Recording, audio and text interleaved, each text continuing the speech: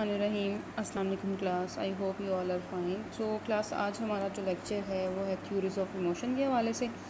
हम theories on emotions को study करेंगे। इनमें हम जेम्स लेंग की थ्योरी को स्टडी कर चुके हैं कल। आज हम कैनन बर्ड की थ्योरी को पढ़ेंगे। इसके साथ साथ हम टू फैक्टर थ्योरीज जो कि सिंगर शास्त्र की है, आज हम उसको स्टडी करेंगे। कल जो हमने जेम्स लेंग की थ्योरी को स्टडी किया था वो भी बहुत इंटरेस्टिंग थी। आज जो हम थ्योरीज को स्टडी करेंगे ये भी बहुत इंटरेस्टिंग है, बहुत कुछ नया सीखने को मिलेगा आपको। लाइक जेम्स लेंग के अकॉर्डिंगली क्या था कि जब हम कोई स्टिमुलस परसीव करते हैं उसी के अकॉर्डिंगली हमारा फिजियोलॉजिकल चेंज होता है और उसके बाद हम उसकी इंटरप्रिटेशन करने के बाद हमारे इमोशंस क्रिएट होते हैं। लाइक डेली रूटीन में क्या होता है कि जब हम खौफज़दा होते हैं तो भागते हैं, हम सैड होते हैं तो रोते हैं। लेकिन इनके अकॉर्डिंगली क्या था कि पहले फिजियोलॉजिकल चेंज हो गई, यानी हम भागते हैं इसलिए हम खौफज़दा होते हैं, हम रोते हैं इसलिए हम सैड होते हैं। ठीक है। इसके हवाले से अगर मैं आपको एक एग्जांपल दूं तो ये लेट्स से इसके रात का टाइम है और रात के टाइम आप किसी सुनसान जगह से गुज़र रहे हो। अचानक क्या होता है कि आपको अपने पीछे कुछ फुट स्टेप्स की आवाज़ आती है। आप आवाज़ सुनते हो तो आपके दिल की धड़कन तेज़ हो जाती है। तो इसी तरह से क्या होता है कि आपका फिजियोलॉजिकल चेंज होता है। इसी को आप इंटरप्रेट करोगे। ठीक है। करने के बाद आप क्या करोगे कि ये सिचुएशन जो है वो बहुत फियरफुल है और हम मुझे इस टाइम यहाँ से भाग जाना चाहिए। तो कौन सा इमोशन आपका क्रिएट होगा? फियर का इमोशन आपका क्रिएट होगा। सो इसके हवाले से अगर हम बात करें तो ये इनको बहुत ज़्यादा क्रिटिसाइज़ किया गया था, कैनन ने किया था। वो इस हवाले से किया था कि अगर ऐसा ही है कि पहले हमारा फिजियोलॉजिकल चेंज होता है उसके बाद हम खौफज़दा होते हैं, यानी उसके बाद हमारे इमोशंस क्रिएट होते हैं, फिर ऐसा कैसे हो सकता है कि जब बाज़ात क्या होता है कि जब अगर आप देखो तो कैनन का ये कहना था कि बाज़ात जब जो फिजियोलॉजिकल चेंज हो रहे होते हैं, या अगर आप कोई ऐसी हालत में हो कि बहुत ज़्यादा दुख है, गम है, रो रहे हो बुरी तरह से, तो उस कंडीशन में तो आपको अंदाज़ा ही नहीं होता कि आपके पेरेंट्स कैसी है। आपको तो अपने फिजियोलॉजिकल चेंज का अंदाज़ा ही नहीं होता कि आपके आंसू कैसे बह रहे हैं, आप किस तरह से इस टाइम पे अपनी अपेयरेंस को नहीं देखते ना आप। बाज़ औक़ात ऐसा होता है कि हम कुछ भी ऐसा कर लेते हैं उसके बाद यानी हमें अपने इमोशंस का अंदाज़ा होता है कि हमने ऐसा क्यों किया। लाइक अगर आप बहुत गुस्से में आके कोई हमला कर देते हो, किसी पे तोड़ फोड़ करते हो, या किसी का खुदा न खास्ता मर्डर हो जाता है, तो अगर हम जेम्स की तरतीब पर चलें तो ज़ाहिर होता है कि फ़र्द ने कत्ल पहले किया और बाद में इसको गुस्सा आया, लेकिन हकीकत में ऐसा नहीं होता। खैर, हमारा जो नेक्स्ट है कि देखें, ये वही है जेम्स लेंग का, यानी स्टिमुलस हुआ, स्टिमुलस के बाद फ़िज़िकल चेंज आया, फ़िज़िकल रिएक्शन के बाद हमारे इमोशंस क्रिएट हुए। आज की जो हमारी थ्योरी है वो है जी कैनन बर्ड की।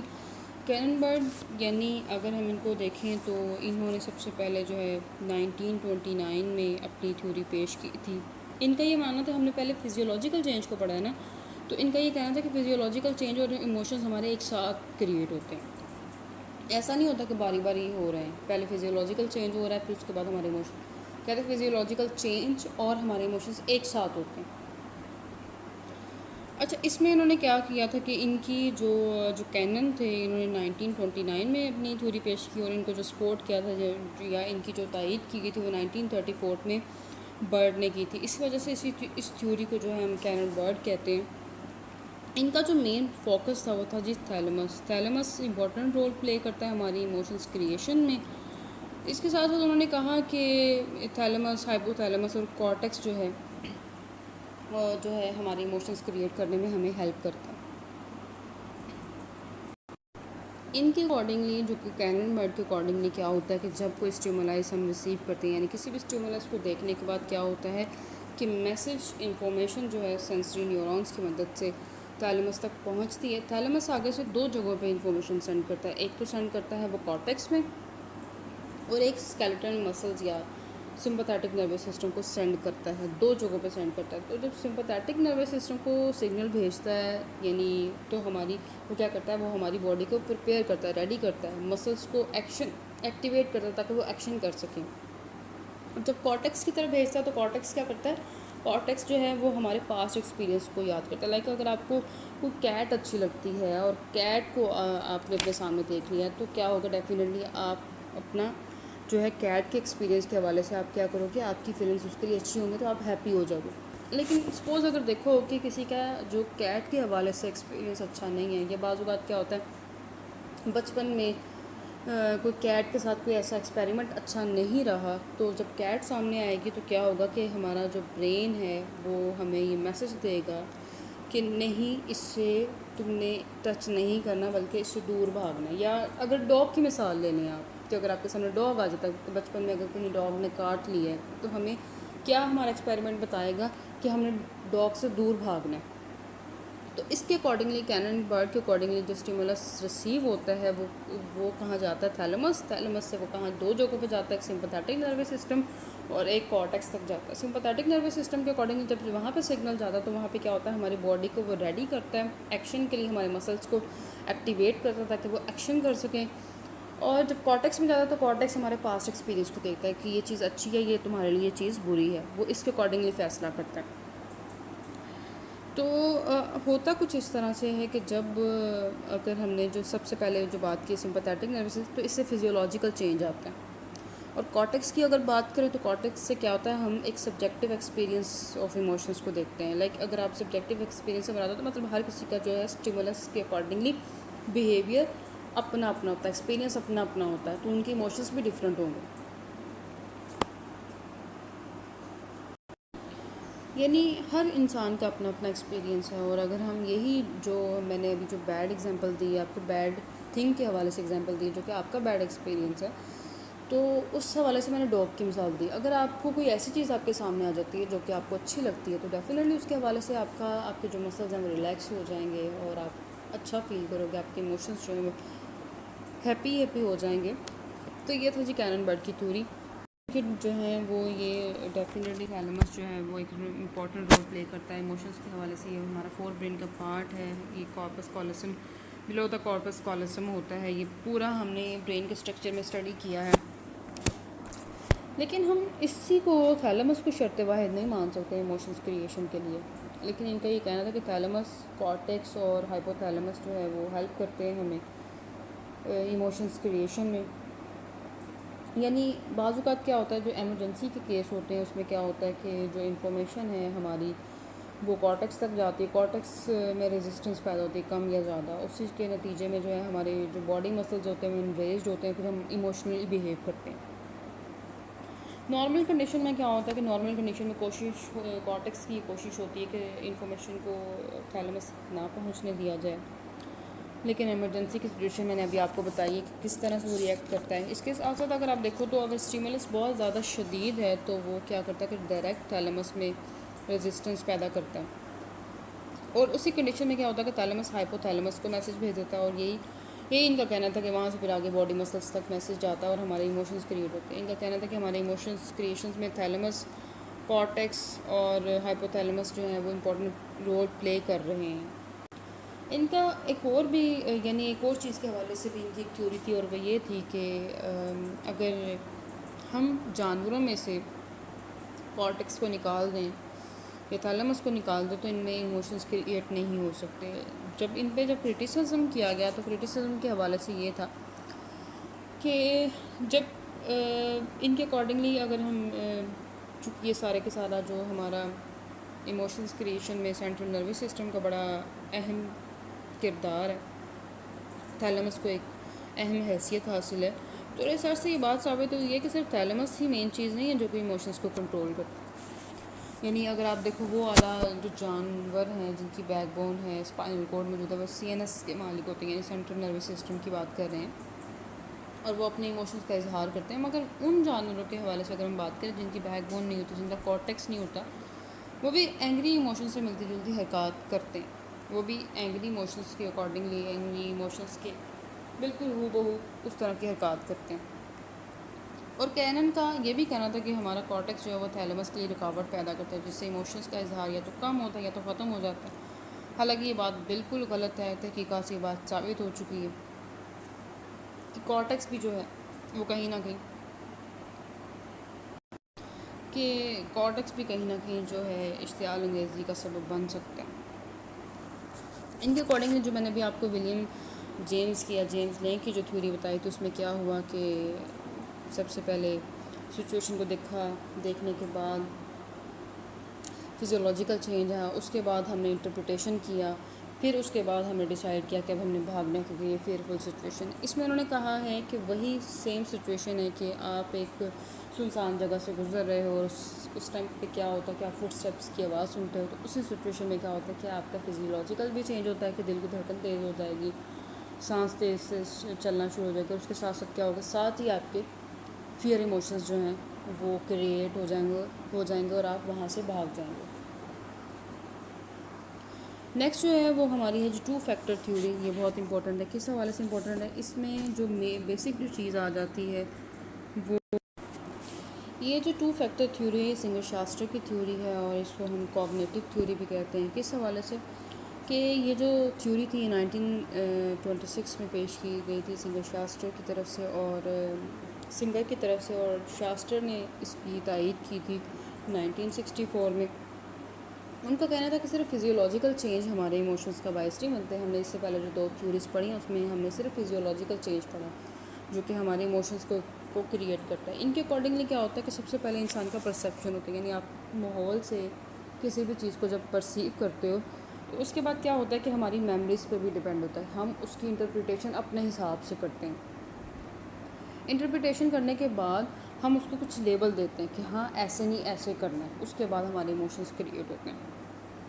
लाइक अगर आप देखो कि हम किसी भी स्टिमुलस को जब रिसीव करते हैं, हम एक्सटर्नल स्टिमुलस को रिसीव करते हैं, उसके बाद फिजियोलॉजिकल अराउजल होता है। लाइक हमारी हार्ट बीट तेज़ हो गई है, हमारी सांस तेज़ तेज़ चलना शुरू हो गई है, तो उसका जो कॉग्निटिव लेवल होगा वो क्या होगा, हम इसको देखेंगे। हम इसको कॉग्निटिव की जब भी बात होगी इट मीन्स कि हम मेंटल प्रोसेसेस की बात करें तो हम इसको क्या करेंगे, हम इसको इंटरप्रेट करेंगे इसी सिचुएशन को जो कि हमने रिसीव करने के बाद हमारा फिजियोलॉजिकल चेंज आया। उसके बाद हमने क्या किया कि हम उसको इंटरप्रेट करेंगे कि बेसिकली ऐसा हुआ क्यों।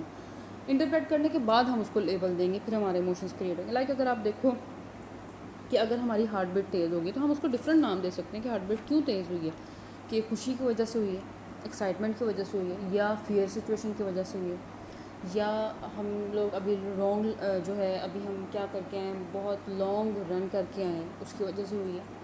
तो क्या होगा कि हम उसको इंटरप्रेट करेंगे, उसके बाद हम उसको लेबल करेंगे कि नहीं ये सिचुएशन इस वजह से ऐसी है, तो हमारे इमोशंस क्रिएट होंगे। लाइक अगर आप इसको इस तरह से देखो, सबसे पहले क्या होगा कि हम परसीव करेंगे किसी चीज़ को, उसके बाद क्या करेंगे, हमारी मेमोरीज हमें बताएंगी, हमारा पास्ट एक्सपीरियंस बताएगा हमें, उसको हम इंटरप्रेट करेंगे। उसके बाद क्या होगा कि हमारी क्या होगी, इमोशंस क्रिएट होंगे। यानी इंसान क्या करता है कि अपने एनवायरनमेंट का जो वकूफ़ है, यानी जिसको हम इदराक भी कह सकते हैं, एनवायरनमेंट का जो वकूफ़ हासिल करता है वही उसके इमोशंस को पैदा करता है। यानी कोई शख्स जिस अंदाज़ में माहौल का इल्म हासिल करता है, जिस अंदाज़ में इसकी तशरीह करता है, उसी के मुताबिक उसके इमोशंस क्रिएट होते हैं। मसलन गुस्सा इंसान को कब आता है, उसी वक्त आता है जब उसको पता हो कि अब हालात जो हैं बहुत मायूस कौन है, अब काबू से बाहर हैं, अब ठीक नहीं हो सकते। और अगर किसी सिचुएशन का अंदाज़ा कबल अज़ वक्त हमें हो जाए तो उस हवाले से हमारे इमोशंस डिफरेंट होंगे।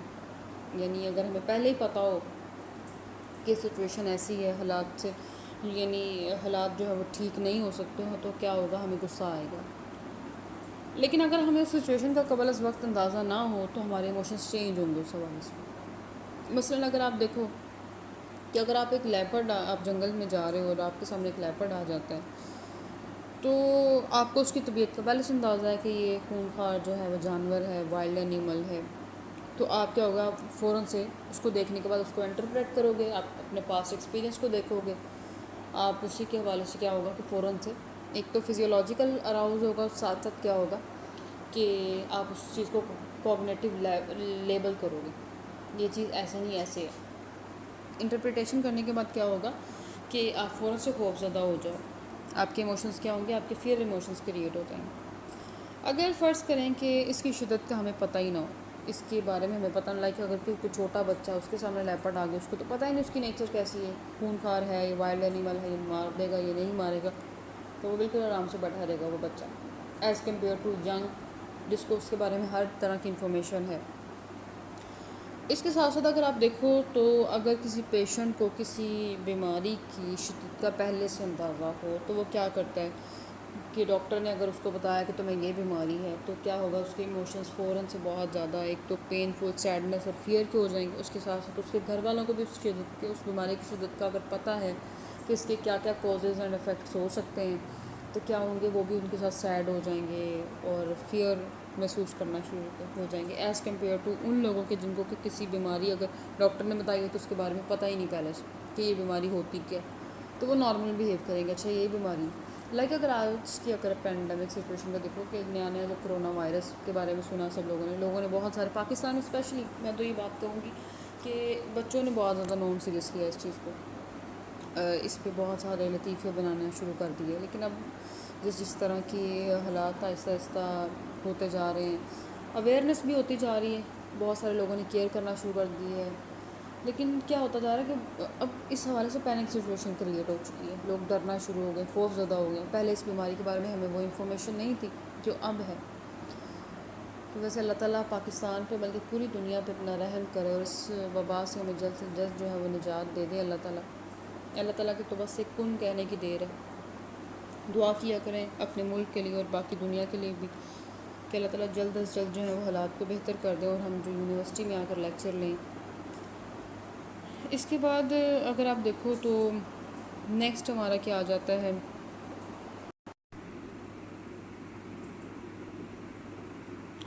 इन्होंने देखो कि एक जो है वो बियर की एग्जांपल दी हुई है कि एक बियर है और वो जब आपके सामने आ जाता है तो एक अराउजल, फिजियोलॉजिकल अराउज होता है। उसके बाद क्या होता है कि आप उसको कॉग्निटिव लेवल देते हो। होता क्या है कि एक तो सिचुएशन आपके सामने है, स्टिमुलस आपने देखा है, देखने के बाद एक फिजियोलॉजिकल अराउज हुआ है, उसके बाद आप उसको लेबल करोगे कि ऐसा क्यों हो रहा है मेरे साथ। यानी अगर मेरी स्वेटिंग हो रही है, अगर मेरी सांस तेज़ तेज़ चल रही है तो वो क्यों चल रही है। लेबल देने के बाद, लेबल दिया इस शख्स ने, यानी इसको स्वेटिंग हुई है, रनिंग अवे, भागना शुरू कर दिया, तो उसी चीज़ को उसने क्या किया, माहौल का, अपने माहौल को परसीव करके उसका अदराक किया, अदराक करने के बाद उसने लेबल किया उस चीज़ को कि नहीं ये खूंखार जानवर है, ये वाइल्ड एनिमल है, ये मुझे मार देगा, भागो यहाँ से। तो क्या हुआ कि उसने भागना शुरू कर दिया। तो इमोशन कौन सा क्रिएट हो गया, फियर इमोशन क्रिएट हुआ। थ्री थ्योरीज़ के हवाले से अगर हम बात करें तो इसमें बहुत सारी चीज़ें आ जाती हैं। अगर आप जेम्स लेंग की बात करें तो उन्होंने कहा कि सबसे पहले जो हम स्टिमुलस को रिसीव करते हैं, रिसीव करने के बाद क्या होता है कि फ़िज़ियोलॉजिकल चेंज होता है, चेंज के बाद इंटरप्रिटेशन होती है हमारी, हम उसकी तशरीह करते हैं, उसके बाद हम हमारे इमोशन क्रिएट होते हैं। कैरन बर्ड ने कहा कि मेन जो रोल है वो थैलेमस का है। थैलेमस तक जब इन्फॉर्मेशन जाती है, स्टिमुलस जो हम रिसीव करते हैं, थैलेमस तक इन्फॉर्मेशन जाने के बाद क्या होता है कि हमारा क्या होता है, थैलेमस तक जाने के बाद हमारी वही इन्फॉर्मेशन दो जगह पर जाती है, एक सिंपैथेटिक नर्वस सिस्टम की तरफ जाती है और एक कॉर्टेक्स की तरफ जाती है। कॉर्टेक्स जो है वो हमारा पास्ट एक्सपीरियंस हमें याद दिलाता है कि अच्छा है या बुरा है, और सिंपैथेटिक नर्वस सिस्टम हमारी बॉडी को रेडी करता है कि अब ऐसा करो, यानी अब आपने एक्शन करना है। यानी अगर फियरफुल सिचुएशन है तो भागना है, ठीक है। अगर रिलैक्स कोई अच्छी सिचुएशन है तो उस टाइम पे आपके मसल्स को रिलैक्स करता है। तो अभी हमने जो सिंगर शास्त्र की थ्योरी बड़ी, इसके हवाले से जो इन्होंने प्रैक्टिकल किया वो मैं आपको प्रैक्टिकल करके बताती हूँ कि प्रैक्टिकल क्या किया इन्होंने। एक्चुअली सिंगर शास्त्र ने एक एक्सपेरिमेंट किया था और उसी एक्सपेरिमेंट के अकॉर्डिंगली उन्होंने रिज़ल्ट फाइंड आउट किए जैसे वो चाहते थे। इनके अकॉर्डिंगली क्या होता है कि जब भी इंसान को स्टिमुलस को रिसीव करता है उसके अकॉर्डिंगली जब उसमें दो तरह की चीज़ें आती हैं, इसी वजह से हम इसको टू फैक्टर थ्योरी भी कहते हैं। एक तो फिजियोलॉजिकल अराउज होता है, यानी अगर सांस तेज़ हो गई, दिल की धड़कन तेज़ हो गई है, वो फिर उसको क्या करता है, इंटरप्रेट करता है, उसको उसी चीज़ को फिर लेबल करता है कि ऐसा मेरे साथ क्यों हो रहा है। अगर मेरी सांस तेज़ है तो क्यों हो रही, कि मैं क्या लॉन्ग रन करके आया हूँ या आई हूँ, या फिर मुझे क्या मतलब है मैंने कोई ऐसी चीज़ देख ली जो कि मुझे पसंद नहीं है, या बहुत सारी रीज़न, या मेरी जो हार्ट बीट है वो एक्साइटमेंट में तेज़ हो गई। उसको लेबल करेगा, उसी चीज़ को लेबल करने के बाद उसके इमोशंस क्रिएट होंगे। इसी को हम टू फैक्टर थ्योरी भी कहते हैं सिंगर शास्त्र को। आगे मैं आपको इनका एक्सपेरिमेंट बताती हूँ। इन्होंने जो एक्सपेरिमेंट किया था वो ये है जी। तो क्लास ये है सिंगर शास्त्र का एक्सपेरिमेंट जो कि हमने पीछे डिस्कस किया है अभी। एक्चुअली इन्होंने क्या किया कि इन्होंने सब ग्रुप्स बनाए और लोगों से ये कहा गया, जो ग्रुप्स बनाए थे लोगों के, उन्हें ये कहा गया कि हम आपको विटामिन्स के इंजेक्शंस देने लगे हैं just to check your eyesight. कुछ इस तरह का उन्हें गाइड किया गया। और इसी हवाले से जब उन्होंने अपना एक्सपेरिमेंट शुरू किया तो फिर कुछ बातों को चेंज कर दिया उन्होंने। मैं आपको बताती हूँ कि किस किस तरह से उन्होंने लोगों को गाइड किया और उन्होंने क्या फ़ील किया, उनके इमोशंस किस तरह से क्रिएट हुए। अब इस हवाले से जो उन्होंने पहला ग्रुप बनाया था उसमें 3 ग्रुप्स को रखा। एक था इन्फॉर्म ग्रुप, ठीक है, एक था इग्नोरेंट ग्रुप रखा उन्होंने, और तीसरा जो ग्रुप था वो था मिस इन्फॉर्म ग्रुप, ठीक है, जिसको गलत गाइड किया गया था। एक उन्होंने कंट्रोल ग्रुप बनाया, यानी कंट्रोल ग्रुप के हवाले से उन्होंने जो कि इन तीनों ग्रुप्स को देखे, ठीक है, चेक करें। अब हुआ कुछ इस तरह से कि उन्होंने इन्फॉर्म ग्रुप को, जितने भी उसमें लोग मौजूद थे इन्फॉर्म ग्रुप में, उन्होंने उनको एपिनेफ्रिन का जो है इंजेक्शन लगाया। आई गेस ये एलर्जी के लिए यूज़ होता है ये इंजेक्शन, आई गेस। तो इस हवाले से उन्होंने कहा कि आपकी क्या होगा, हार्ट बीट तेज़ हो जाएगी, आपका बीपी हाई हो जाएगा, आपके पूरे जिस्म पर कपकपी तारी हो जाएगी। इसके बाद उन्होंने कहा कि आपका जो फेस है वो रेड हो जाएगा, गर्म हो जाएगा, आप बेचैनी महसूस करोगे। इग्नोरेंट ग्रुप को उन्होंने क्या कहा कि उन्होंने बिल्कुल सेम इंजेक्शन यूज़ किया, और इंजेक्शन यूज़ करने के बाद उन्होंने कहा कि हमने आपको विटामिन का इंजेक्शन लगाया, और कुछ इसके जो असरात के हवाले से उन्होंने बिल्कुल उन्हें गाइड नहीं किया। मिस इन्फॉर्म यानी उनको गलत गाइड किया गया उन लोगों को। उन्हें भी सेम ये इंजेक्शन लगाया गया। इंजेक्शन लगाने के बाद उनको इसके जो इफ़ेक्ट्स थे वो गलत गाइड किए गए। इन्हें कहा गया कि एक तो आपके सर में हल्का सा दर्द होगा, दूसरा आपके पाँव सुन्न हो जाएंगे, आपके पूरे जिस्म में, बॉडी में चुभन महसूस होगी, आपको हल्का हल्का सर दर्द होगा। अब जो सिंगर शास्त्र ने इन तीनों ग्रुप्स को ये गाइड किया, उसके बाद उन्होंने कंट्रोल ग्रुप को जो है वो प्लेसबो इंजेक्शन लगाया। बेसिकली ये एक फ़ेक इंजेक्शन को हम कहते हैं, जो कि पेशेंट्स को ट्रीट करने के लिए यूज़ किया जाता है, क्योंकि पेशेंट्स बिलीव करते हैं कि हमारा ट्रीटमेंट हो रहा है, तो उनको ये इंजेक्शन लगाया जाता है। तो कंट्रोल ग्रुप को प्लेसबो इंजेक्शन लगाया गया, जो कि फ़ेक इंजेक्शन होता है, जो कि मेडिकल पर्पस के लिए यूज़ किया जाता है, जिसको अक्सर साइकोलॉजिस्ट भी यूज़ करते हैं, साइकेट्रिस्ट यूज़ करते हैं।